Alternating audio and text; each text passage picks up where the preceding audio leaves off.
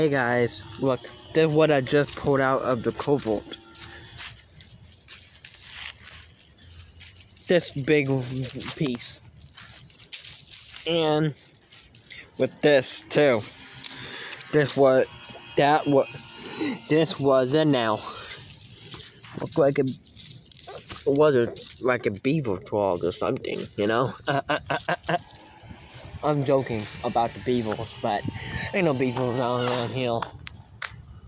You know? I'm just joking about that, you know?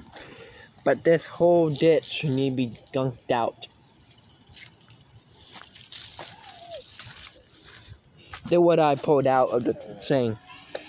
Yeah. Fully up there, but won't come back down here. Yep, thanks for watching.